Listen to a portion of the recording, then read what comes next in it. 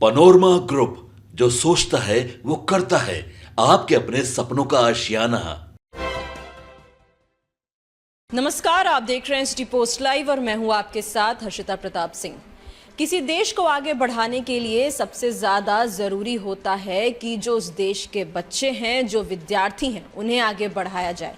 इसी कवायद को पूरी करने के लिए बिहार में 21st century education of Bihar नामक एक संस्था है और उसके संस्थापक शान अली खान हमारे साथ इस वक्त मौजूद हैं। आइए उनसे जानते हैं कि उनकी जो संस्थान है किस तरीके से पूरे बिहार में काम कर रही है। सबसे पहले आपका बहुत बहुत स्वागत है सिटी पोस्ट लाइव में। शान अली जी, किस तरीके से आपकी जो संस्थान है वो पूरे बिहार में काम कर रही है, ये आप हमारे दर्शकों को बताएं। सबसे पहले तो मैं बताना चाहूँगा कि हमारी संस्था जो है वो इंटीग्रेटेड प्रोसेस लर्निंग पे काम कर रही है। यानी कि बिहार में, ज़्यादातर मैं बिहार की बात इसलिए कर रहा हूँ क्योंकि एजुकेशन और शिक्षा जगत में एक समय हुआ करता था, नालंदा यूनिवर्सिटी की हम लोग बात करते थे।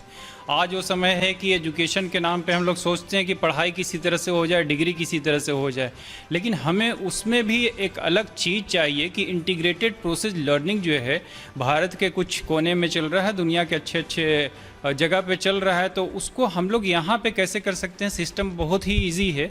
इंटीग्रेटेड लर्निंग प्रोसेस का मतलब होता है टीचर, स्टूडेंट, स्कूल मैनेजमेंट और पेरेंट्स, अभिभावकगण सब मिल करके एक बच्चे पे जब काम करेंगे तो बच्चा आपका निखर करके ज़्यादा आएगा। इसलिए मैं कहीं भी जाता हूँ शिक्षण संस्थानों में तो बोलता हूँ, पहला वर्ड जो हमारा रहता है, बोलता हूँ कि बच्चों को आज से पढ़ाना नहीं है, बच्चों को पढ़ना नहीं है।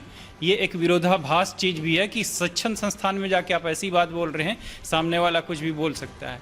तो करना क्या है, तो बच्चों को सीखना है, पढ़ना पढ़ाना नहीं है, बच्चों को सीखना है। तो हम लोग बच्चों के सीखने पे काम करते हैं। अगर बात करें, ये आपकी जो संस्थान है पूरे बिहार में काम कर रही है, तो बिहार का खास तौर पर जो एजुकेशन सिस्टम है उसको आप कैसे देखते हैं? एजुकेशन सिस्टम, जैसा कि हम लोग जानते हैं कि 2020 की एनईपी नेशनल एजुकेशन पॉलिसी आई है, तो उसमें काफ़ी अच्छा सुधार किया गया है पूरे इंडिया लेवल पे बात की जाए।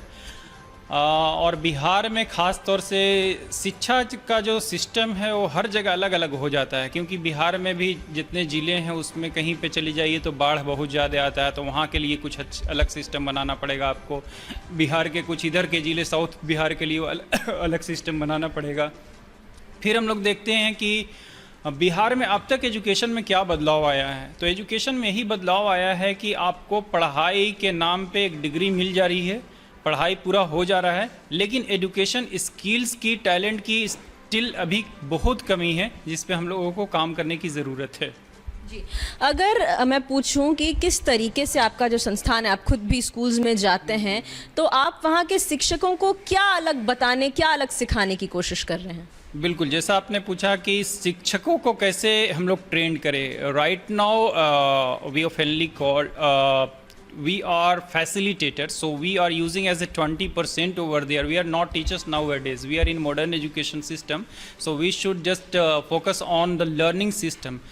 तो हम लोग बच्चों को, टीचर्स को बताते हैं कि कैसे हम लोग, अगर 20% मैं बोल रहा हूँ कि आपकी यूज़ है, तो कैसे 20% आप यूज़ कर सकते हो। टीचर चाहते हैं कि पूरा का पूरा मैं ही पढ़ा दूँ, जो कि गलत सिस्टम है। हाँ, एक समय में था, हमारे समय में वही सब हुआ, क्योंकि हमारे पास चौक, बोर्ड, कलम, कॉपी, किताब, इस तरह की चीज़ें थी। लेकिन आज के डेट में हमारे पास प्रोजेक्टर है, डिजिटल बोर्ड है, इसके अलावा बहुत सारी चीज़ें, ऑगमेंटेड रियलिटी है, वर्चुअल रियलिटी है, स्टेम है, रोबोटिक्स है, आर्टिफिशियल इंटेलिजेंस है, चैट जीपीटी जो कि 5 मिनट में 2 घंटे का काम कर दे रहा है। तो हमें उस तरह से फास्ट ग्रोइंग होना पड़ेगा। उसी तरह से हम लोग टीचर्स को गाइड करते हैं और टीचर्स को वर्कशॉप के दौरान पूरा एक्टिविटी के माध्यम से बताते हैं कि आप अपने बच्चों को ऐसे ऐसे अगर बताते हैं तो आप अपने बच्चों को कुछ चीज़, नई चीज़ सिखाने में कामयाब हो जाएंगे। 100 चीज़ पढ़ाने से अच्छा है 10 चीज़ सिखा दीजिए, वो हमेशा ज़िंदगी भर रहेगा बच्चों के साथ। बात करें बिहार की शिक्षा व्यवस्था की, तो बिहार के अपर शिक्षा व्यवस्था की जो अपर मुख्य सचिव हैं शिक्षा विभाग के पाठक, उनके आने के बाद ऐसा कहा जाता है और देखा भी जा रहा है काफ़ी कुछ बदलाव आया है। तो जो आप तो लगातार ग्राउंड पे मौजूद हैं, स्कूल्स में जा रहे हैं, कितना आपको बदलाव देखने को मिला है उनके आने के बाद? बिल्कुल सही प्रश्न आपने किया कि बदलाव मुझे एज ए रिसर्च बेसिस पे जब ट्रेवल करने के दौरान क्या हो पाया, क्योंकि न्यूज़ मीडिया में बहुत सारा आ रहा कि बदलाव आ गया, शिक्षक परेशान हैं, शिक्षकों को बहुत कुछ कर दिया गया, लेकिन ऐसा नहीं है। हमारे बहुत सारे शिक्षक गण हैं हमारे साथ जुड़े हुए जो सरकारी विभाग से हैं, कुछ ट्रेनर्स भी हैं वहाँ।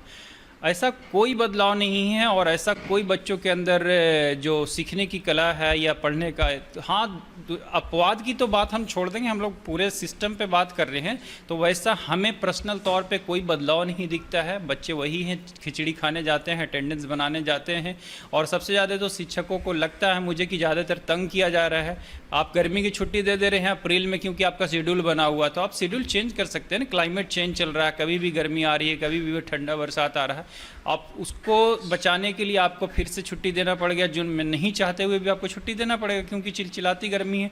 तो ओवरऑल यही मैं बताना चाहूँगा कि आप शिक्षा जो विभाग जो है, शिक्षा विभाग जो काम कर रहा है बिहार के सरकारी विद्यालयों में, वो अप टू डेट अभी भी नहीं है, पहले भी नहीं था, और मुझे नहीं लगता कि अभी होगा। तो आप सुन रहे थे शान अली खान को। बेहतरीन काम कर रहे हैं, जो शिक्षा व्यवस्था है उसमें अपना योगदान देने का काम कर रही है इनकी संस्था। जो बच्चे हैं, जो विद्यार्थी हैं, वो किसी भी देश का भविष्य होता है और उसी भविष्य को आगे बढ़ाने की कवायद इनकी संस्थान चला रही है। किस हद तक कामयाब होती है ये देखने वाली बात होगी। फिलहाल इस खबर में इतना ही। धन्यवाद।